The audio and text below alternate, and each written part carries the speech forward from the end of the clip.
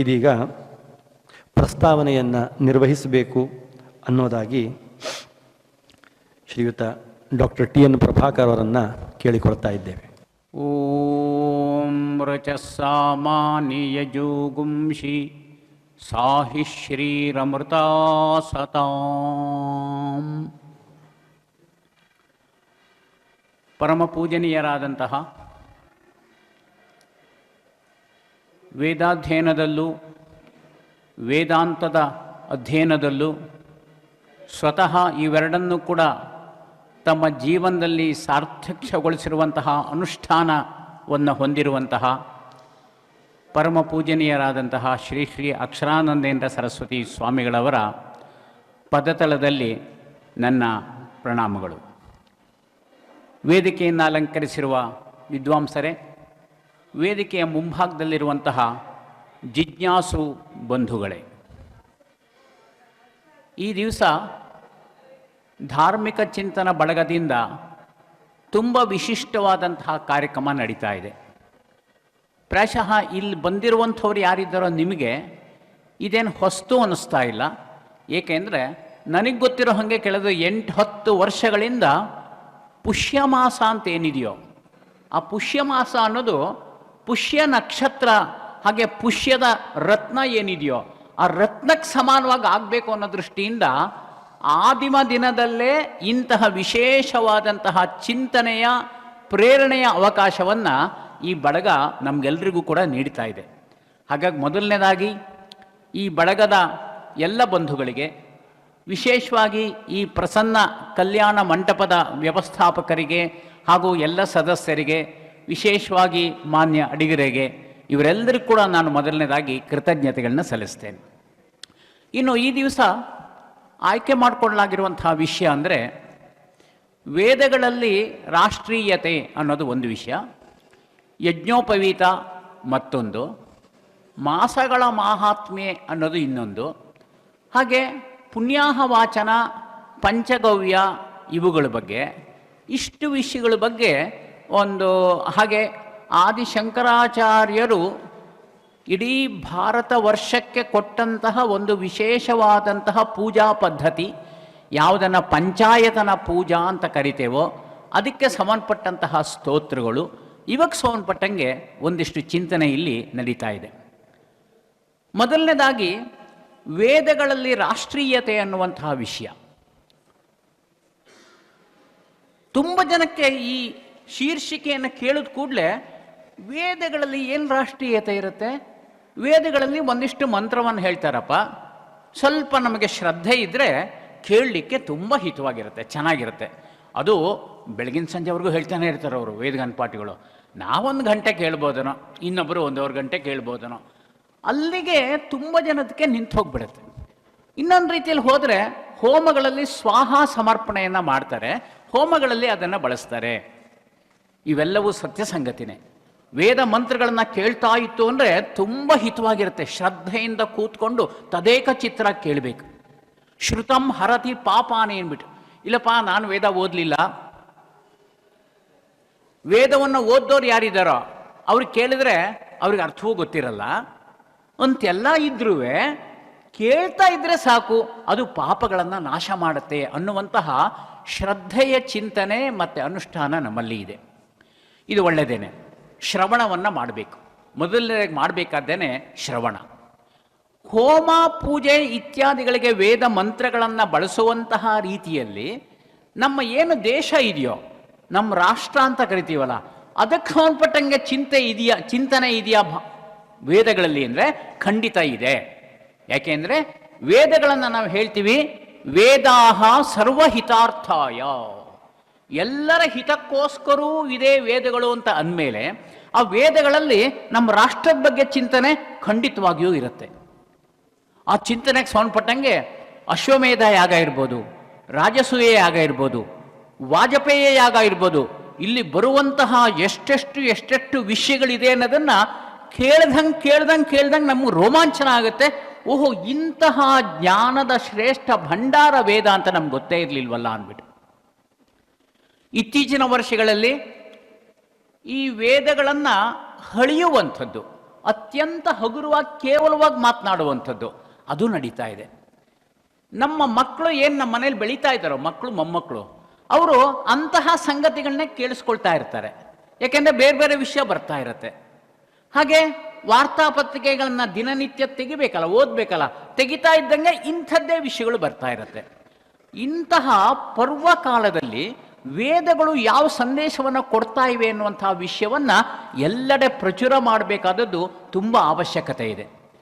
ನಾವು ಆಗಾಗ್ಗೆ ಕೇಳಿದ್ದೇವೆ, ವೇದಕ್ಕೆ ಸಂಬಂಧಪಟ್ಟಂಗೆ ಒಂದು ರಾಷ್ಟ್ರಗೀತೆ, ಆ ಬ್ರಹ್ಮನ್ ಬ್ರಾಹ್ಮಣೋ ಬ್ರಹ್ಮವರ್ಚಸಿ ಜಾಯತಾಂ, ಬ್ರಾಹ್ಮಣ ಬ್ರಹ್ಮವರ್ಚಸ್ವಿ ಆಗಿರಬೇಕು, ಕ್ಷತ್ರಿಯ ಒಳ್ಳೆ ಧನುರ್ಧಾರಿ ಶಕ್ತಿ ಏನಿದೆಯೋ ಅಸ್ತ್ರಶಸ್ತ್ರಗಳನ್ನೆಲ್ಲ ಬಲ್ಲವನಾಗಿರಬೇಕು, ತರುಣರು ಈ ದೇಶವನ್ನು ಚೆನ್ನಾಗಿ ಮುನ್ನಡೆಸುವಂಥದ್ದಾಗಬೇಕು, ಹಸುಗಳು ಚೆನ್ನಾಗಿ ಹಾಲನ್ನು ಕೊಡುವಂಥದ್ದಾಗಬೇಕು, ಎತ್ತುಗಳು ನೊಗಗಳಿಂದ ಭಾರವನ್ನು ಹೊರುವಂತಹ ರೀತಿಯಲ್ಲಾಗಬೇಕು. ಈ ಪ್ರಕಾರ ಇದ್ದಾಗ ಯುವಕರು ಈ ದೇಶವನ್ನು ಮುನ್ನಡೆಸಬೇಕು ತುಂಬ ಚೆನ್ನಾಗಿ ಅನ್ನುವಂತಹ ಆಶಯವನ್ನು ಏನು ವೇದಗಳು ಕೊಟ್ಟು, ಇದ್ರ ಬಗ್ಗೆ ಈಗ ಸುಮಾರು ಒಂದು 90 ವರ್ಷಗಳ ಹಿಂದೆ ಪುಣೆಯಲ್ಲಿ ಒಂದು ವೇದ ಸಮ್ಮೇಳನ ಆಯಿತು. ಅಂದರೆ ನಾನು ವಿಷಯವನ್ನು ನೋಡಿರೋದು ಅಂದರೆ ಕೇಳಿರೋದು, ಪುಸ್ತಕಗಳಲ್ಲಿ ಓದ್ಬಿಟ್ಟು ಕೇಳಿರೋದು. ಪ್ರಾಯಶಃ ನಾವು ಯಾರೂ ಅದನ್ನು ನೋಡಿರೋಕ್ಕೆ ಸಾಧ್ಯವಿಲ್ಲ. ಅದ್ರ ಬಗ್ಗೆ ಆಮೇಲೆ ವರದಿ ಬಂದಿದ್ದು ಈಗಲೂ ದಾಖಲಾಗಿದೆ.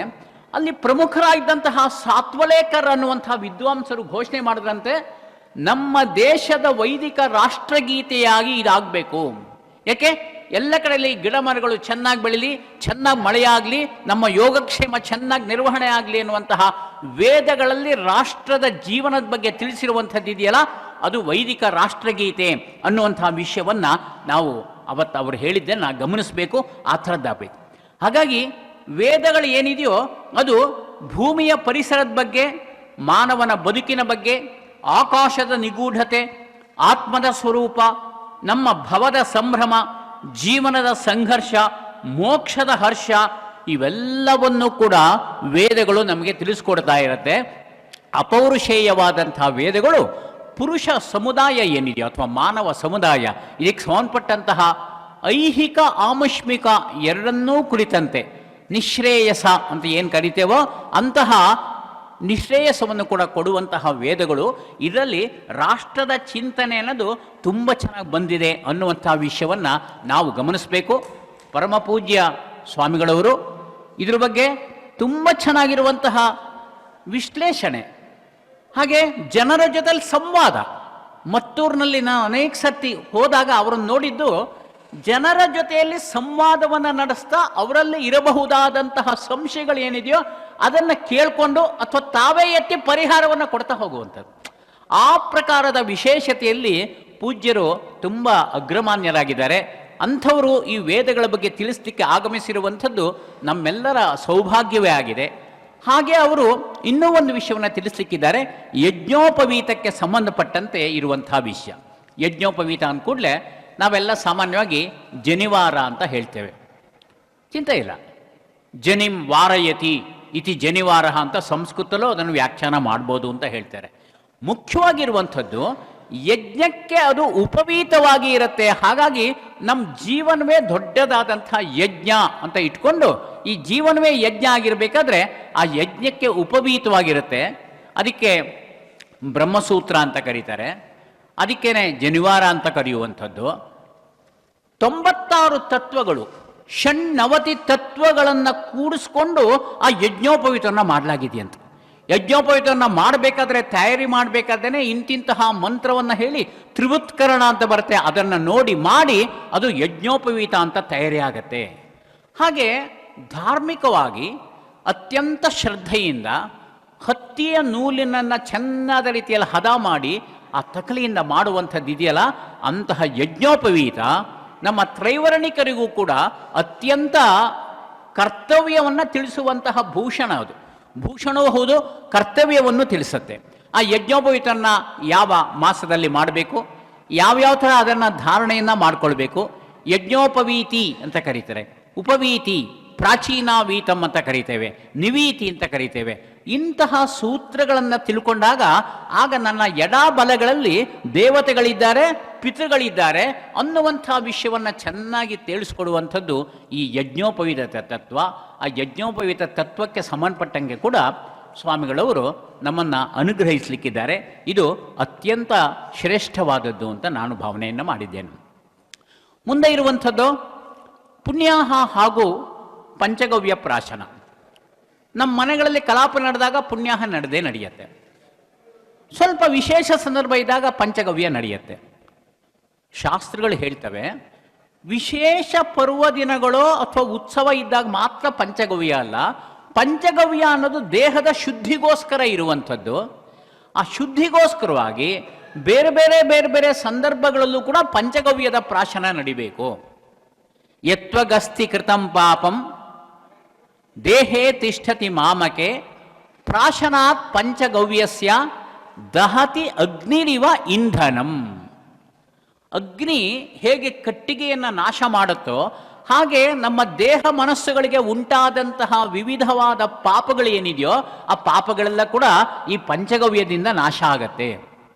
ಗವ್ಯ ಗೋವಿನ ಉತ್ಪನ್ನ, ಗೋಮೂತ್ರ, ಗೋಮಯ, ಕ್ಷೀರ, ದಧಿ, ಆಜ್ಯ, ಈ ಪಂಚವನ್ನು ಸೇರಿದಾಗ ಪಂಚಗವ್ಯ ಅನ್ನುವಂಥದ್ದಾಗತ್ತಂತೆ.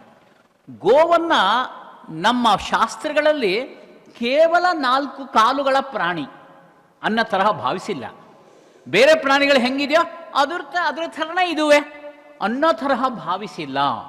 ಗೋವನ್ನು ಕರಿಬೇಕಾದ್ರೆ ಮಾತಾ ರುದ್ರಾಣ ಆಂ ದುಹಿತಾ ವಸೂನಾಂ, ರುದ್ರರ ಮಾತೆ.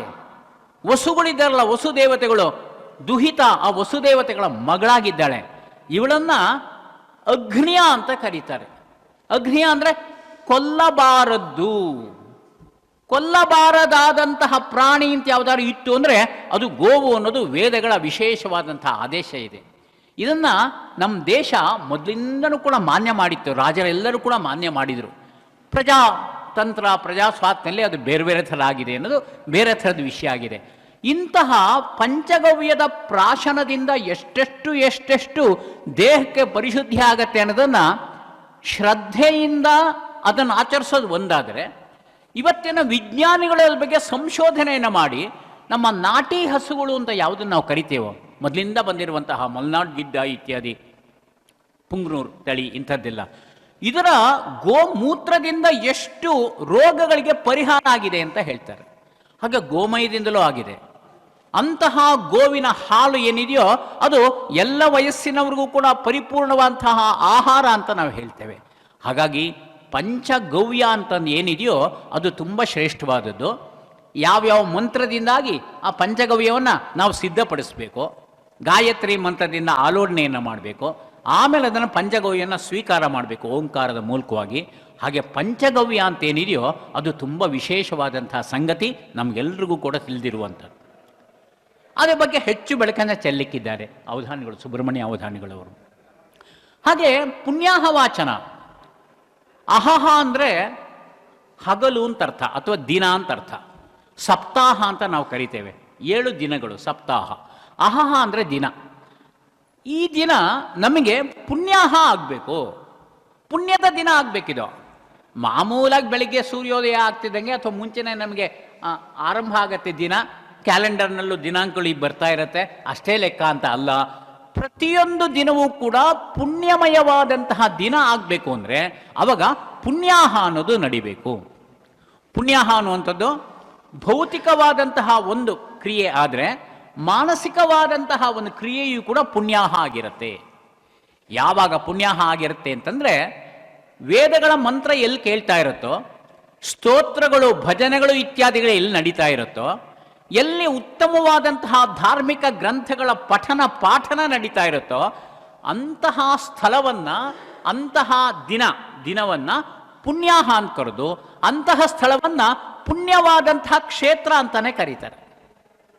ಒಂದು ಮನೆಯಲ್ಲಿ ನಿಯತವಾದಂತಹ ದಿನಚರಿಯಲ್ಲಿ ಧಾರ್ಮಿಕ ಗ್ರಂಥಗಳ ಪಠನ, ಪಾರಾಯಣ, ಚಿಂತನೆ ಇತ್ಯಾದಿ ನಡೀತಿದ್ರೆ ಆ ಮನೆಯನ್ನು ಶ್ರೇಷ್ಠವಾದಂತಹ ಧಾರ್ಮಿಕ ಗ್ರಹ, ತೀರ್ಥಕ್ಷೇತ್ರ ಅಂತ ಕರೀತಾರೆ. ತುಳಸಿ ಮಹಾತ್ಮೆಯಲ್ಲಿ ಹೇಳಬೇಕಾದ್ರೆ 12 ತುಳಸಿ ಗಿಡಗಳು ಯಾರ ಮನೆಯ ಆವರಣದಲ್ಲಿ ಬೆಳೆದಿದೆಯೋ ಅಂತಹ ಜಾಗವನ್ನ ತೀರ್ಥಕ್ಷೇತ್ರ ಅಂತ ಮಾನ್ಯ ಮಾಡಬೇಕು ಅಂತ ಕರೀತಾರೆ. ಹೀಗೆ ತೀರ್ಥಕ್ಷೇತ್ರ ಅಂದರೆ ನಾವು ತಿಳ್ಕೊಂಡಿರುವಂತಹ ರೀತಿಯಲ್ಲಿ ಒಂದು ವಿಶಿಷ್ಟವಾದಂತಹ ಕ್ಷೇತ್ರ ಸರಿಯಾಗಿದೆ. ಯಾಕಂದರೆ ಅಲ್ಲಿ ಮಹಾತ್ಮರೆಲ್ಲ ಹೋಗಿರ್ತಾರೆ, ಮಹಾತ್ಮರ ಸ್ನಾನವನ್ನು ಮಾಡಿರ್ತಾರೆ, ಅನುಷ್ಠಾನ ಮಾಡಿರ್ತಾರೆ, ಅವು ತೀರ್ಥಕ್ಷೇತ್ರ. ಇದ್ರ ಜೊತೆಗೇನೆ ನಮ್ಮ ಮನೆಯೂ ಕೂಡ ತೀರ್ಥಕ್ಷೇತ್ರ ಆಗಬೇಕು. ಆದಿ ಶಂಕರಾಚಾರ್ಯ ಹೇಳ್ದಂಗೆ ಕಾಶಿ ಕ್ಷೇತ್ರಂ ಶರೀರಂ, ನಮ್ಮ ದೇಹವೇ ಕಾಶಿ ಕ್ಷೇತ್ರ ಆಗಬೇಕು. ಆ ಮಟ್ಟಕ್ಕೆ ಹೋಗ್ಬೇಕಾದ್ರೆ ಅದು ಮೊದಲನೇದಾಗಿ ದಿನ ಏನಿದೆಯೋ ಅದು ಪುಣ್ಯಾಹ ಆಗಬೇಕು. ಅಲ್ಲಿ ವರುಣದೇವ, ಯಾವ ಜಲಾಂತರ್ಗತನಾದಂತಹ ಶ್ರೇಷ್ಠವಂತ ದೇವ ಇದ್ದಾನೋ ಆ ವರುಣನನ್ನು ಆವಾಹನೆ ಮಾಡಿ ವರುಣನ ಅನುಗ್ರಹದಿಂದ ಎಲ್ಲ ಕಡೆಯಲ್ಲೂ ಕೂಡ ಶುದ್ಧಿ ಆಗಬೇಕು ಅಂಥೇಳಿ ಆ ಮಂತ್ರಗಳ ಮೂಲಕವಾಗಿ ಆ ಪುಣ್ಯಾಹದ ನೀರನ್ನು ಎಲ್ಲ ಕಡೆ ಸಿಂಪಡಿಸಿದಾಗ ಸ್ವಸ್ತ್ಯಸ್ತು ಪುಣ್ಯಾಹಂವಾಸ್ತು ಶಾಸ್ತ್ರ ಸಮೃದ್ಧಿರಸ್ತು ವೇದ ಸಮೃದ್ಧಿರಸ್ತು ಎಲ್ಲವೂ ಆಗಲಿ ಅಂತ ಹೇಳಿಬಿಟ್ಟು ಅವ್ರು ಎರಿಸಿದಾಗ ನಾವೆಲ್ಲರೂ ಕೂಡ ತಲೆಯನ್ನು ಹೀಗೆ ಬಗ್ಗಿಸ್ಕೊಂಡು ಆ ತೀರ್ಥ ನಮ್ಮ ಮೇಲೆ ಬೀಳಬೇಕು. ಬಿದ್ದಾಗ ನಾವು ವೇದ ಶಾಸ್ತ್ರ ಸಮೃದ್ಧಿರಸ್ತು ಅಂತ ಏನವ್ರು ಹೇಳಿದಾರೋ ಅದಕ್ಕೆ ಓಂ ಆಗಲಿ ಅನ್ನುವಂಥ ರೀತಿಯಲ್ಲಿ ಹೇಳಿದಂಗೆ ಲೆಕ್ಕ. ವೇದ ಶಾಸ್ತ್ರಗಳು ಇಲ್ಲಿ ನಿರಂತರವಾಗಿ ನೆಲೆಗೊಳ್ಬೇಕು. ಇವತ್ತಿನ ಈ ಕಾರ್ಯಕ್ರಮವನ್ನು ಬ್ರಾಹ್ಮಣ ಸಮುದಾಯಕ್ಕೆ ಸೀಮಿತವಾದಂಗೆ ಅಂಥೇಳಿ ನಮ್ಮ ವ್ಯವಸ್ಥಾಪಕರು ಮಾಡಿದ್ದಾರೆ. ಯಾಕೆ ಅಂದರೆ ಇಡೀ 4 ವರ್ಣಗಳ ಪೈಕಿ ಮೂಲ ಅಕ್ಷಯ ನಿಧಿ ಗಂಗೋತ್ರಿ ಅಂದರೆ ಯಾರಪ್ಪ ಅಂದರೆ ಅದು ಬ್ರಾಹ್ಮಣ ವರ್ಣ. ಗಂಗೋತ್ರಿಯಲ್ಲಿ ನೀರು ಹರಿತಾ ಇದೆ ಅನ್ನೋದಾದರೆ ಆಗ ಎಲ್ಲ ಕಡೆಯಲ್ಲೂ ಕೂಡ ಗಂಗೆ ನಳು ಭಾಗೀರಥಿ ಅಲಕ್ನಂದ ಯಾವ ಬೇಕಾದ್ರೂ ಹೆಸರಾಕೊಂಡು ಆಮೇಲೆ ಗಂಗೆಯಾಗಿ ಆಮೇಲೆ ಹೂಗ್ಲಿಯಾಗಿ ಆಮೇಲೆ ಎಲ್ಲ ಕಡೆ ಆ ಥರ ಹರಿತಾ ಹೋಗ್ತಾಳೆ. ಹಾಗಾಗಿ ಈ ಶಾಸ್ತ್ರ ವೇದ ಪರಂಪರೆಗಳಿಗೆ ಮೂಲ ಸ್ರೋತಸ್ಸಾಗಿರುವಂತಹ ಬ್ರಾಹ್ಮಣ ಅನ್ನೋನು ಅವನ ಹೆಸರಿಗೆ ತಕ್ಕಂತೆ ಆಗಬೇಕು ಅವನು. ಅದಕ್ಕೋಸ್ಕರವಾಗಿ ಪುಣ್ಯಾಹ ಅನ್ನುವಂತಹ ಕಾರ್ಯ ಏನಿದೆಯೋ ಅದು ಅರ್ಥಪೂರ್ಣ ಆಗಿರುವಂಥದ್ದು. ವೇದಶಾಸ್ತ್ರ ಸಮೃದ್ಧಿರಸ್ತು ಅಂತ ಕರೀತಾರೆ.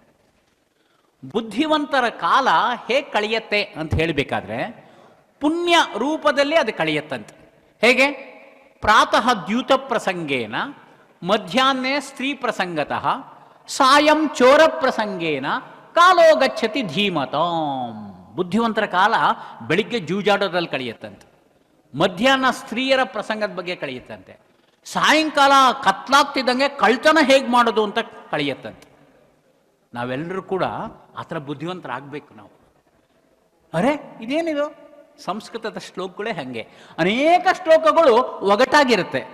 ನಮ್ಮ ವಿದೇಶಿಯರಿಗಿಂತ ಶ್ಲೋಕ ಸಿಕ್ಕತ್ಬಿಟ್ರೆ ಜೂಜಾಡಿಸ್ತಾ ಇದ್ರು ಬ್ರಾಹ್ಮಣರು, ಕಳ್ತನ ಮಾಡಿಸ್ತಾ ಇದ್ರು ಅಂತ ಚಕ ಬರೆದ್ಬಿಡ್ತಾರೆ. ನಾವೆಲ್ಲ ವಿಶ್ವವಿದ್ಯಾಲಯ ಅಂಥ ಪುಸ್ತಕನೇ ಓದೋದನ್ನೇ, ವಿದೇಶದಲ್ಲಿ ಬರೆದೇನೆ ಅಂದರೆ ತುಂಬ ಶ್ರೇಷ್ಠ. ಅದೇ ಥರ ನಾವು ನಮ್ಮ ಮಕ್ಕಳಿಗೆ ಹೇಳಿಸುವಂತಹ ದಿನಗಳು ಇವತ್ತು ಇವೇ ಸಹಜವಾಗಿ. ಇಂತಹ ವಿಕೃತವಾದಂತಹ ದಿನಗಳಲ್ಲಿ ನಮ್ಮ ವಿಶ್ವವಿದ್ಯಾಲಯ ಪಾಠ್ಯ ನೀತಿಯ ಹಿನ್ನೆಲೆಯಲ್ಲಿ ನಾವು ನೈಜವಾದಂತಹ ಸ್ವರೂಪ ಏನು ಅನ್ನೋದನ್ನು ನಮ್ಮ ಬ್ರಾಹ್ಮಣ ಮಕ್ಕಳಿಗೆ ತಿಳಿಸ್ಕೊಡ್ಬೇಕಾಗಿದೆ. ಅದು ತಿಳಿಸ್ಕೊಡ್ಲಿಕ್ಕೆ ಮುಂಚೆ ನಾವು ಇದರಲ್ಲಿ ಸರಿಯಾಗಿ ಸಜ್ಜಾಗಬೇಕು. ಈಗಾಗಲೇ ನೀವು ಸಜ್ಜಾಗಿದ್ದೀರಾ. ಇಲ್ಲಿರುವಂಥವ್ರು ನಾನು ನೋಡ್ತಾ ಇದ್ದೇನೆ, ಕಳೆದ 8-10 ವರ್ಷಗಳಿಂದಲೂ ನಿರಂತರವಾಗಿ ಈ ಚಟುವಟಿಕೆಗೆ ಬರ್ತಾ ಇದ್ದೀರಾ. ಈ ತರಹದ ಇನ್ನಿತರ ಚಟುವಟಿಕೆಗಳಿಗೂ ನೀವು ಹೋಗ್ತಾ ಇರ್ತೀರಾ, ಓದ್ತಾ ಇರ್ತೀರಾ. ಆದರೂ ಕೂಡ ಹೆಚ್ಚಿನ ಅನುಭವವನ್ನು ಹೊಂದಿರುವಂತಹ ವಿದ್ವಾಂಸರಿಂದ ಕೇಳ್ದಂಗೆ ಅನೇಕ ಸತಿ ಹಿಂದೆ ಮರ್ತೋಗಿರುತ್ತಲ್ಲ, ಅದು ಮರು ನೆನಪಾಗತ್ತೆ. ಅರ್ಜುನನಿಗೇನೆ ಭಗವದ್ಗೀತೆಯ ವಿಷಯ ಎಲ್ಲ ಮರ್ತೋಗಿತ್ತು. ಆಮೇಲೆ ಕೃಷ್ಣನ್ ಕೇಳ್ತಾನೆ, ಅವತ್ತು ಏನೇನೋ ಹೇಳಿದೆಯಲ್ಲ ನೀನು ಯುದ್ಧ ಭೂಮಿಯಲ್ಲಿ, ನಾನು ಎಲ್ಲ ಮರ್ತುಬಿಟ್ಟೀನಿ ಅಂತ. ಅರ್ಜುನನೇ ಮರ್ತ ಮೇಲೆ ನಾವು ಮರೆಯೋದ್ರಲ್ಲಿ ಏನು ದೊಡ್ಡ ವಿಷಯ ಅಲ್ಲ. ನಾವು ಮರಿಬೋದು, ಚಿಂತೆ ಇಲ್ಲ. ಆದರೆ ಮರೆಯೋದ್ರ ಜೊತೆಗೆ ಪುನಃ ನೆನಪಿಸ್ಕೊಳ್ಳಲು ಬೇಕು. ಅದಕ್ಕೆ ಕೃಷ್ಣನೇ ಕೇಳಿದಾಗ ಕೃಷ್ಣ ಅನುಸ್ಮೃತಿಯನ್ನು ಉಪದೇಶ ಮಾಡಿ, ಬಾ ಮೊದಲಿಂದ ಹೇಳ್ಕೊಡ್ತೀನಿ ಅಂತ ಅದನ್ನು ಹೇಳ್ಕೊಡ್ತಾನೆ. ಹಾಗಾಗಿ ಅನೇಕ ಸತಿ ನಾವು ಕೇಳಿದಂಥ ವಿಷಯಗಳು ಹೀಗೆ ಹೋಗ್ಬಿಡೋ ಸಂಭವ ಇರೋದ್ರಿಂದಾಗಿ ಆಗಾಗ್ಗೆ ಇದನ್ನು ತಿಳಿಸ್ಬೇಕಾಗತ್ತೆ. ಬೆಳಿಗ್ಗೆ ದ್ಯೂತ ಪ್ರಸಂಗ ಅಂದರೆ ಮಹಾಭಾರತದ ಅಧ್ಯಯನ ಮಾಡಿ, 4 ವೇದಗಳ ಸಾರ ಕಲಿಯುಗದಲ್ಲಿ ಎಲ್ಲರಿಗೂ ಕಾಮಧೇನುವುದು, ಅದನ್ನು ಓದಿ. ಮಧ್ಯಾಹ್ನ ಈಗಾಗಲೇ ಮಾನ್ಯ ಡಾಕ್ಟರ್ ಮಧುಸೂದನ್ ಅಡಿಗ ಪ್ರಸ್ತಾವನೆಯಲ್ಲಿ ಹೇಳ್ತಾ ಇದ್ರು, ಮೂರ್ತ ಸ್ವರೂಪ ಅಮೂರ್ತ ಸ್ವರೂಪ. ಧರ್ಮ ಅನ್ನೋದನ್ನು ನೀವು ಎಂದೂ ಕೂಡ ಮೂರ್ತಿ ರೂಪದಲ್ಲಿ ಕಾಣ್ಲಿಕ್ಕೆ ಸಾಧ್ಯವಿಲ್ಲ. ಹಿಂಗೆ ಬಂದೀನಿ ನಾನು ಧರ್ಮ ಬಂದಿದ್ದೀನಿ ಅಂತ ಹೇಳಕ್ಕಾಗಲ್ಲ. ಆದರೆ ಧರ್ಮದ ರೂಪವಾಗಿಯೇ ಇದ್ದಂತಹ ಶ್ರೀರಾಮ ಹೇಗೆ ನಡ್ಕೊಂಡ ಅನ್ನೋ ಥರದಲ್ಲಿ ನಾವು ನಡ್ಕೊಂಡ್ಬಿಟ್ರೆ ಸಾಕು. ರಾಮ ರಾಮ ರಾಮ ಅಂತ ಹೇಳ್ತಾ ಹೇಳ್ತಾನೆ ಎಲ್ಲ ಪ್ರಜೆಗಳು ಕೂಡ ತಮ್ಮ ಕಾಲವನ್ನು ಹಾಗೆ ಯಾಪನೆ ಮಾಡ್ತಾ ಇರ್ತಿದ್ರಂತೆ. ಅದು ತುಂಬ ಚೆನ್ನಾಗಿತ್ತು ಅಂತ ಹೇಳ್ತಾರೆ. ಅದನ್ನು ಮಧುಸೂದನಡಿಗ ಅವರು ಪ್ರಸ್ತಾವನೆಯಲ್ಲೇ ತುಂಬ ಚೆನ್ನಾಗಿ ಹೇಳಿದ್ದಾರೆ. ಅಂತಹ ಧರ್ಮಮೂರ್ತಿಯಾದಂತಹ ರಾಮನ ಜೀವನ ಚರ್ಯ ಏನಿತ್ತೋ ಅದನ್ನು ನಾವೆಲ್ಲರೂ ಕೂಡ ಅನುಸರಿಸಬೇಕು. ಮಧ್ಯಾಹ್ನ ರಾಮಾಯಣವನ್ನು ಓದಿ, ಸಾಯಂಕಾಲ ಕತ್ಲಾಗ್ತಿದ್ದಂಗೆ ಮಹಾಚೋರ ಯಾರೋ ಶ್ರೀಕೃಷ್ಣ, ಅವನ ಕಥನ ಇರುವಂತಹ, ಅವನ ಜೀವನದ ಬಗ್ಗೆ ಇರುವಂತಹ, ಅವನು ನಮಗೆ ಕೊಟ್ಟಿರುವಂತಹ ಉಪದೇಶವನ್ನು ತಿಳಿಸುವಂತಹ ಶ್ರೀಮದ್ ಭಾಗವತವನ್ನು ಅಭ್ಯಾಸ ಮಾಡಬೇಕು. ಎಂತಹ ಕಳ್ಳನಪ್ಪ ಅಂದರೆ, ಯಾರದ್ದೋ ಮನೆಯಲ್ಲಿ ಹೋಗ್ಬಿಟ್ಟು ಒಂದಿಷ್ಟು ಬೆಣ್ಣೆಯನ್ನೋ ಅಥವಾ ಈ ಮೊಸರನ್ನೋ ಕದ್ದು ತಿನ್ನಬೇಕಾಗಿತ್ತು, ಅವನಿಗೆ ಗತಿ ಇರಲಿಲ್ಲ ಕೃಷ್ಣನಿಗೆ ಅಂತನ. ಅಖಿಲಾಂಡ ಕೋಟಿ ಬ್ರಹ್ಮಾಂಡ ನಾಯಕ ಅಂತ ಅವನನ್ನು ಕರಿಬೇಕಾದ್ರೆ ಈ ಥರದ ಅಂದರೆ. ಆದರೆ ಶ್ರೀಕೃಷ್ಣ ಕೆಲವು ಮನೆಗಳು ಹೋಗಿ ಅವ್ರನ್ನ ಅನುಗ್ರಹ ಮಾಡಬೇಕಾಗಿತ್ತು. ಅನುಗ್ರಹವನ್ನು ಮಾಡಲಿಕ್ಕೋಸ್ಕರ ಅವ್ರ ಮನೆಯಲ್ಲಿರುವಂತಹ ದಧಿಯನ್ನು ಮೆದ್ದ, ಹಾಗೆ ಬೆಣ್ಣೆಯನ್ನು ತಿಂದ. ಆದರೆ ನಿಜವಾಗಿಯೂ ಅವನು ಕದ್ದದ್ದು ಏನಪ್ಪ ಅಂದರೆ, ಭಾಗವತಲ್ಲೇ ಹೇಳುವಂತೆ ಅನೇಕ ಜನ್ಮಾರ್ಜಿತ ಪಾಪ ಸಂಚಯಂ ಹರತಿ ಅಶೇಷಂ. ಅನೇಕ ಜನ್ಮಾಂತರಗಳಿಂದಾಗಿ ಸಂಚಿತವಾಗಿ ಉಳಿದಿರುವಂತಹ ನಮ್ಮ ಪಾಪಗಳ ರಾಶಿ ಇದೆಯಲ್ಲ, ಅದನ್ನು ಅಶೇಷವಾಗಿ ಅವನು ಕದ್ದು ಬಿಡ್ತಾನೆ. ನಾವೆಲ್ಲರೂ ಕೂಡ ಪರಮ ಶ್ರೇಷ್ಠರಂತಹ ಪೂತಾತ್ಮರಾಗ್ತೇವೆ, ಪವಿತ್ರಾತ್ಮರಾಗ್ತೇವೆ. ಅಂತಹ ಕೃಷ್ಣನ ಚರಿತೆಯನ್ನು ಭಾಗವತದಲ್ಲಿ ಅಧ್ಯಯನವನ್ನು ಮಾಡಬೇಕು, ಭಾಗವತವನ್ನು ತಿಳಿಸಬೇಕು. ಇದು ನಮ್ಮ ನಿತ್ಯದ ದಿನಚರ್ಯ ಆಗಬೇಕಾದ್ದಿದೆ. ಇಂತಹ ಕಾರ್ಯಕ್ರಮದ ಫಲ ಏನಪ್ಪ ಅಂದರೆ, ನಾವು ಇಂತಹ ಕಾರ್ಯಕ್ರಮದಲ್ಲಿ ಬಂದವರು, ಇಲ್ಲಿನ ವಿಷಯಗಳನ್ನು ಟಿಪ್ಪಣಿ ಮಾಡಿಕೊಂಡವರು, ಇನ್ನು ಮುಂದಿನ ವರ್ಷ ಪುಷ್ಯ ಮಾಸದ ಹೊತ್ತಿಗೆ ನಾವು ಇಲ್ಲಿನ ಅಷ್ಟೂ ವಿಷಯಗಳ ಬಗ್ಗೆ ನಾವು ಒಂದು ರೀತಿಯಲ್ಲಿ ಆತ್ಮಸಾತ್ ಮಾಡ್ಕೊಂಡಿದ್ದೀವಿ. ಆ ವಿಷಯಗಳನ್ನೆಲ್ಲ ನಾನು ಒಳಗೆ ತುಂಬಿಕೊಂಡಿದ್ದೀನಿ. ಎಷ್ಟು ಸಾಧ್ಯವೋ ಅಷ್ಟನ್ನು ನನ್ನ ಮನೆಯಲ್ಲಿ ಪರಿಪೂರ್ಣವಾಗಿ ಅದನ್ನು ಬಳಸ್ಕೊಳ್ತಾ ಇರ್ತೀನಿ. ನಮ್ಮ ಎಳೆ ಕಿರಿಯರು ಯಾರಿದ್ದಾರೋ ಅವರನ್ನು ಕೂಡ ಇಲ್ಲಿ ಕರ್ಕೊಂಬರ್ತೀನಿ. ಹಾಗೆ ಅವರಲ್ಲೂ ಇಂಥ ವಿಷಯವನ್ನು ಮೂಡಿಸ್ತೇನೆ. ಮನೆಯಲ್ಲಿ ಬೇರೆ ಬೇರೆ ವಿಷಯದಲ್ಲಿ ಚರ್ಚೆ ಆಗ್ತಾ ಇರತ್ತೆ. ಆದರೆ ನಮ್ಮ ಆಚರಣೆ, ನಾನು ಬ್ರಾಹ್ಮಣ ಅಂದಮೇಲೆ ವರ್ಣಾನಾಂ ಬ್ರಾಹ್ಮಣೋ ಗುರುಹು ಅಂದಮೇಲೆ ಗುರುತ್ವ ಅನ್ನೋದು ನಮಗಿರಬೇಕು. ಗುರುತ್ವ ಅಂದರೆ ನಾವು ಭಾರವಾಗಿರ್ಬೇಕು. ಹೆಂಗೆ ಭಾರ? ತುಂಬ ದಪ್ಪಾಗಿದ್ದೀವಪ್ಪ, ಭಾರವಾಗಿದ್ದೀವಿ, ಪರವಾಗಿಲ್ವ? ಬ್ರಾಹ್ಮಣನ ಭಾರವತ್ವ ಇದೆಯಲ್ಲ, ಅದನ್ನು ಗುರುತಿಸೋದು ಯಾತ್ರ ಮೇಲಪ್ಪ ಅಂದರೆ ಅವನದು ಸ್ವಾಧ್ಯಾಯ, ಪ್ರವಚನ, ಅನುಷ್ಠಾನ, ಅದ್ರ ಮೇಲೆ ಅವನ ಭಾರ ಅನ್ನೋದು ನಿಶ್ಚಯ ಆಗುತ್ತಂತೆ. ಹೇಗೆ ಒಂದು ಕುರಿಗೆ ಅದು ಎಷ್ಟು ಮಾಂಸವನ್ನು ಹೊಂದಿದೆ ಅಂದ್ರ ಮೇಲೆ ಅದರ ಗುಣಮಟ್ಟ ನಿಶ್ಚಯ ಆಗುತ್ತೋ, ಮೌಲ್ಯ ನಿಶ್ಚಯ ಆಗುತ್ತೋ, ಹಾಗೆ ಬ್ರಾಹ್ಮಣನ ಮೌಲ್ಯ ನಿಶ್ಚಯ ಆಗುವಂಥದ್ದು ಅಂದರೆ ಅವನು ನಿಜವಾಗಿಯೂ ಕೂಡ ವೇದಶಾಸ್ತ್ರಗಳ ಅಭ್ಯಾಸ, ಅಲ್ಲಿನ ಆಚರಣೆಗಳ ಅನುಷ್ಠಾನ ಅದಾಗಬೇಕು ಅಂತೇಳಿ. ಅದಕ್ಕೆ ಇವತ್ತಿನ ಈ ಕಾರ್ಯಕ್ರಮ ನಿಜವಾಗಿಯೂ ಕೂಡ ಒಂದು ಶ್ರೇಷ್ಠವಾದಂಥ ದಿಕ್ಸೂಚಿಯಾಗಿದೆ. ಸಹಜವಾಗಿ ಮನುಸ್ಮೃತಿಯಲ್ಲಿ ಮನು ಮಹರ್ಷಿಗಳು ಒಂದು ವಿಷಯವನ್ನು ತುಂಬ ತಿಳಿಸ್ತಾರೆ, ಚೆನ್ನಾಗಿ, ತುಂಬ ದುಃಖಪಟ್ಟು ತಿಳಿಸ್ತಾರೆ. ಯಥಾ ಚಿತ್ರಮಯೋ ಮೃಗ ಯಥಾ ದಾರುಮಯೋ ಹಸ್ತಿ ವಿಪ್ರಶ್ಚ ಅನಧೀಯಾನ ಸರ್ವೇತೆ ನಾಮಧಾರಕಾ. ಹೆಸರಿಗೆ ಮಾತ್ರ ಬ್ರಾಹ್ಮಣರಪ್ಪ, ಏನೂ ಇಲ್ಲ. ಅವ್ರ ಮುಖ ನೋಡ್ರೆ ಒಂದು ಒಳ್ಳೆ ಲಾಂಛನ ಇಲ್ಲ. ಅವ್ರ ಬಾಯಿ ತೆಗಿತು ಅಂದರೆ ಒಳ್ಳೆ ವಿಷಯದ ಬಗ್ಗೆ ಒಂಚೂರು ಕೂಡ ಸಂವಹನ ಕಥನ ಇಲ್ಲ.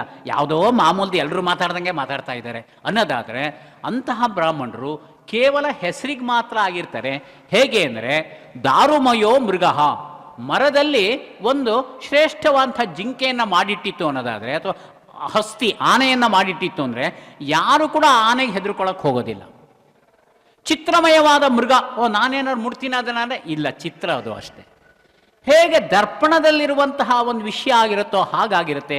ಅದಕ್ಕೆ ಬ್ರಾಹ್ಮಣನಾದವನು ಸ್ವಾಧ್ಯಾಯ ಪ್ರವಚನಾಭ್ಯಾಂ ನ ಪ್ರಮದಿತವ್ಯಂ. ಈ ಸ್ವಾಧ್ಯಾಯ ಪ್ರವಚನ ಎರಡು ಏನಿದೆಯೋ ಅದು ತದ್ಧಿ ತಪಃ, ಅದನ್ನು ತಪಸ್ಸು ಅಂತ ಕರೆದಿದ್ದಾರೆ. ನಾವೆಲ್ಲರೂ ಕೂಡ ತಪಸ್ವಿಗಳೇ ಹೌದು. ಒಂದು ಸರ್ತಿ ನೆನಪಿಸ್ಕೊಳ್ಬೇಕು, ಇಲ್ಲ ಒಂದು ಸರಿ ಮರ್ತೋಗಿರುತ್ತೆ. ಇಲ್ಲ ನಾನು ತಪಸ್ವಿನೇ ಹೌದು. ಇಂತಹ ಗೋತ್ರದವನು ನಾವು, ನನ್ನ ಹಿರಿಯಕರು ಇಂಥವರಾಗಿದ್ದರು, ನಾನು ಇಂತಹ ಸೂತ್ರ, ಇಂತಹ ವೇದ ಇವೆಲ್ಲವೂ ಕೂಡ ನನ್ನ ಜೊತೆಲಿ ಇತ್ತು. ಯಾವುದೋ ಕಾರಣಕ್ಕೋಸ್ಕರವಾಗಿ ಸ್ವಲ್ಪ ಖಿಲ ಆಗಿರ್ಬೋದು, ಮತ್ತೆ ಅದನ್ನು ಎಷ್ಟು ಸಾಧ್ಯವೋ ಅಷ್ಟನ್ನು ಮೇಲೆ ಕೆತ್ತಕ್ಕೋಸ್ಕರ ಹೋಗಬೇಕು ಅನ್ನೋ ದೃಷ್ಟಿಯಿಂದ ಪುಣ್ಯಾಹ ವಾಚನ ಅಂತ ಏನಿದೆಯೋ ಅದು ಅತ್ಯಂತ ಪ್ರಮುಖವಾದಂಥ ವಿಷಯ ಆಗಿದೆ. ಪುಣ್ಯಾಹಂ ಸ್ವಸ್ತಿ ಪುಣ್ಯಾಹಂ. ಯಜಮಾನ ಕೇಳ್ಕೊಳ್ತಾರೆ, ನಾನು ನಮ್ಮ ಮನೆ ಪುಣ್ಯ ರೀತಿಯಲ್ಲಿ ಇರಬೇಕು ಅನ್ನೋಕ್ಕೋಸ್ಕರ ಇವತ್ತಿನ ಈ ಪುಣ್ಯಾಹ ಕಲಾಪ ನಡೆದಿದೆ. ನೀವೆಲ್ಲರೂ ಕೂಡ ಸ್ವಸ್ತಿ ಪುಣ್ಯಾಹಂ ಹೇಳಿ ಬಿಟ್ಟು ಆಗ ಎಲ್ಲರೂ ಕೂಡ ಮೊದಲು ಸಾಮಾನ್ಯ ಸ್ವರದಲ್ಲಿ, ಆಮೇಲೆ ಮಧ್ಯಮ ಸ್ವರದಲ್ಲಿ, ಆಮೇಲೆ ಉತ್ತಮ ಸ್ವರದಲ್ಲಿ ಸ್ವಸ್ತಿ ಪುಣ್ಯಾಹಂ ಅಂತ ಹೇಳ್ತಾರೆ. ಹಾಗೆ ಸಮೃದ್ಧತಾಂ, ನಮ್ಮ ಮನೆಯಲ್ಲಿ ಸಮೃದ್ಧಿ ಉಂಟಾಗಲಿ ಅಂದ್ಬಿಟ್ಟು ಅದು ಯಾರಿಂದ ಬರಬೇಕು? ಬ್ರಾಹ್ಮಣರ ಬಾಯಿಂದ ಬರಬೇಕು. ಸರ್ವಂ ಸಮೃದ್ಧತಾಂ ಅಂತ ಬರಬೇಕು. ಬ್ರಾಹ್ಮಣನ ಬಾಯಿ ಇದೆಯಲ್ಲ, ನಾಲ್ಗೆ, ಅಲ್ಲಿ ಸರಸ್ವತಿ ದೇವಿ ನೆಲೆಸಿರ್ತಾಳಂತೆ. ಹಾಗಾಗಿ ನಮ್ಮ ಬಾಯಿಂದ ಇಂತಹದ್ದೇ ಮಾತು ಕೇಳುವಂಥದ್ದಾಗಬೇಕು. ಅದಕ್ಕೆ ಪುಣ್ಯಾಹ ವಾಚನ ಅನ್ನುವಂತಹ ಕಲಾಪ ತುಂಬ ಚೆನ್ನಾಗಿರುತ್ತೆ. ಸಾಮಾನ್ಯವಾಗಿ 5 ಜನ ಇರಬೇಕು, ಅದಕ್ಕೆ 4 ಜನನಾದರೂ ಇದ್ದೇ ಇರಬೇಕಾಗತ್ತೆ. ಯಾಕೆಂದರೆ ಚತುರೋ ಬ್ರಾಹ್ಮಣಾನ್, 4 ಜನ ಬ್ರಾಹ್ಮಣರನ್ನು ಆಮಂತ್ರಣ ಮಾಡಿ ನಾನು ಈ ವಾಚನವನ್ನು ಮಾಡಿಸ್ತೇನೆ ಅಂತ ಹೇಳ್ತಾರೆ. ಆ 4 ಜನ ಬ್ರಾಹ್ಮಣರು ವಿದ್ಯಾವಂತರಾಗಿ, ತೇಜಸ್ವಿಗಳಾಗಿ, ಸ್ವಾಧ್ಯಾಯ ಮತ್ತು ಆಚರಣೆಯ ಅನುಷ್ಠಾನವನ್ನು ಹೊಂದಿದವರಾಗಿ ಅವರು ಸ್ವಸ್ತಿ ಪುಣ್ಯಾಹಂ ಅಂತ ಹೇಳ್ತಾ ಇತ್ತು ಅಂದರೆ ಇಡೀ ಮನೆಯಲ್ಲಿ ಒಂದು ಗೂಂಜಾರವ ಅನ್ನುವಂಥದ್ದಾಗತ್ತೆ. ಅದು ಪುಣ್ಯಾಹ ವಾಚನದ ವಿಶೇಷ. ನಾವು ಅದನ್ನು ಗಮನಿಸಬೇಕು. ಹಾಗೆ ಪಂಚಾಯತನ ಪೂಜೆ ನಾವು ಹೇಳಿದ್ವಿ. ಶಂಕರಾಚಾರ್ಯರು ಅವತರಿಸಿದಂತಹ ಕಾಲದಲ್ಲಿ ಅವರು ಇಡೀ ಭಾರತದ ಬೇರೆ ಬೇರೆ ಎಲ್ಲ ದಿಕ್ಕುಗಳಲ್ಲೂ ಸಂಚಾರ ಮಾಡಿದಾಗ ಅನೇಕ ಕಡೆಗಳಲ್ಲಿ ಬೇರೆ ಬೇರೆ ದೇವತೆಗಳ ಪೂಜೆಯನ್ನು ಮಾಡ್ತಾಯಿದ್ರು. ಋಗ್ವೇದದಲ್ಲಿ ಹೇಳಿತ್ತು, ಏಕಂ ಸತ್ ವಿಪ್ರಾಹ ಬಹುಧಾ ವದಂತಿ, ಏಕೋ ದೇವ ಕೇಶವೋವ ಶಿವೋವ ಅಂತಿತ್ತು. ದಾವಣಗೆರೆ ಜಿಲ್ಲೆಯ ಹರಿಹರದಲ್ಲಿ, ತುಂಗಭದ್ರಾ ನದಿ ತೀರದಲ್ಲಿ ಹರಿಹರೇಶ್ವರನ ದೇವಸ್ಥಾನ ಇದೆ. ಅಲ್ಲಿ ಇಡೀ ಒಂದೇ ಮೂರ್ತಿಯಲ್ಲಿ ಒಂದು ಕಡೆಯಲ್ಲಿ ಹರಿ, ಇನ್ನೊಂದು ಕಡೆಯಲ್ಲಿ ಹರ ಇದೆ. ಮಂಗಳೂರು ಹತ್ರ, ಉಡುಪಿ ಹತ್ರ ಶಂಕರನಾರಾಯಣ ಅಂತ ಊರಿನ ಹೆಸರೇ ಇದೆ. ಅಂದರೆ ಹರಿಹರರಲ್ಲಿ ಯಾವ ಭೇದವೂ ಇಲ್ಲ ಅಂತ ಒಂದು, ಯಾವುದೇ ದೇವರಲ್ಲಿ ಯಾವುದೇ ಭೇದ ಇಲ್ಲ. ಆ ಸತ್ ಅನ್ನುವಂಥ ತತ್ವ ಇದೆಯಲ್ಲ, ಅದು ಒಂದೇ. ಅವರವರು ಬೇರೆ ಬೇರೆ ಹೆಸರನ್ನು ಹೇಳ್ಬೋದು, ಏನು ಚಿಂತೆ ಇಲ್ಲ ಅಂದ್ಬಿಟ್ಟು. ಅಂತಹ ಮಹಾತತ್ವವನ್ನು ವೇದಗಳಿಂದ ಗ್ರಹಿಸಿದಂತಹ ಆದಿಶಂಕರಾಚಾರ್ಯರು ಗಾಣಾಪತ್ಯರು ಇದ್ದರು, ಗಣಪತಿ ಪೂಜೆ ಮಾಡ್ತಾಯಿರೋ, ಒಳ್ಳೇದಪ್ಪ, ಚಿಂತನೆ ಮಾಡಿ. ಆದರೆ ಇನ್ನೊಂದು ದೇವತೆಯನ್ನು ದ್ವೇಷಿಸಬೇಕು ಅಂತ ತಿಳ್ಕೊಬೇಡಿ. ಈ ದೇವರಿಗೆ 1ನೇ ಸ್ಥಾನ, ಇನ್ನೊಂದು ದೇವರಿಗೆ 3ನೇ ಸ್ಥಾನ, ಇನ್ನೊಂದು 8ನೇ ಸ್ಥಾನದಲ್ಲಿ ಮೆಟ್ಲನ್ನು ಇಡಬೇಡಿ ದೇವತೆಗಳಿಗೆ. ಇಡೀ ದೇವತಾ ಸ್ವರೂಪ ಒಂದೇ ಅನ್ನುವಂಥ ತಿಳ್ಕೊಳ್ಳಿ ಅಂತ ಉಪನಿಷತ್ನಲ್ಲಿ ಏನು ಹೇಳಲಾಗಿದೆಯೋ ಆ ಉಪನಿಷತ್ತಿನ ತತ್ವಗಳನ್ನು ಅವರು ಶಂಕರಾಚಾರ್ಯ ತಿಳಿಸಿದ್ರು. ಅದಕ್ಕೇನು ಮಾಡ್ತಂದರೆ ಪ್ರತಿಯೊಂದು ಮನೆಯಲ್ಲೂ ಕೂಡ ಪಂಚಾಯತನ ಪೂಜೆ ಮಾಡಲಿ. ಆದಿತ್ಯ, ಅಂಬಿಕಾ, ಮಹಾವಿಷ್ಣು, ಗಣಪತಿ ಮತ್ತು ಪರಮೇಶ್ವರ. ಪಂಚಾಯತನ ಪೂಜೆ ಅವತ್ತೇನು ಚಾಲ್ತಿ ಇತ್ತೋ, ಪಂಚದೇವತೆಗಳ ಪೂಜೆ ಏನು ಚಾಲ್ತಿ ಇತ್ತೋ ಅದಕ್ಕೆಲ್ಲ ಸಮನ್ವಯವನ್ನು ಮಾಡಿ ಪಂಚಾಯತನ ಅನ್ನುವಂಥ ತಂದರು. ಹಾಗಾಗಿ ದೇವತಾ ಸಮನ್ವಯ, ಭಾಷಾ ಸಮನ್ವಯ, ಇದೆಲ್ಲವನ್ನು ಕೂಡ ಮಾಡಿದವರು ಆದಿಶಂಕರಾಚಾರ್ಯರು. ಅವ್ರನ್ನ ನೆನಪಿಸ್ಕೊಂಡು ಅವರ ತತ್ವವನ್ನು ತಿಳಿಯುವಂಥದ್ದು ಒಂದು ವಿಷಯ. ಮತ್ತೊಂದು ಮಾನ್ಯ ವಸಂತ ಭಟ್ರವರು ಮುಹೂರ್ತದ ಇದನ್ನು ಈ ಪಂಚಾಯತನದ ಬಗ್ಗೆ ಮಾನ್ಯ ಡಾಕ್ಟರ್ ಮಧುಸೂದನ ಅಡಿಗ ಅವರು ನಿರೂಪಣೆ ಮಾಡ್ತಾರೆ. ಮಾನ್ಯ ವಸಂತ ಭಟ್ರವರು ಮುಹೂರ್ತಗಳ ಬಗ್ಗೆ ತಿಳಿಸ್ತಾರೆ. ಮುಹೂರ್ತ ಅಂದರೆ ಸಾಮಾನ್ಯವಾಗಿ ನಾವು ದೇವತೆಗಳ ಪ್ರತಿಷ್ಠೆ, ದೇವಸ್ಥಾನದಲ್ಲಿ ಮುಹೂರ್ತ, ನಮ್ಮ ಮನೆ ಪ್ರವೇಶೋತ್ಸವ ಆಗಬೇಕು ಮುಹೂರ್ತ, ನಮ್ಮ ಮಗನಿಗೆ ಉಪನಯನ ಮುಹೂರ್ತ ಅಂತೇವೆ. ಭಾಗವತಲ್ಲಿ ವೇದವ್ಯಾಸರು ಹೇಳ್ತಾರೆ, ಬ್ರಾಹ್ಮೇ ಮುಹೂರ್ತೆ ಚೋತ್ಥಾಯ ವಾರಿ ಉಪಸ್ಪೃಶ್ಯ ಮಾಧವ ದಧ್ಯೌ ಪ್ರಸನ್ನಕರಣ ಸ್ವಾತ್ಮಾನಂ ತಮಸಃ ಪರಂ.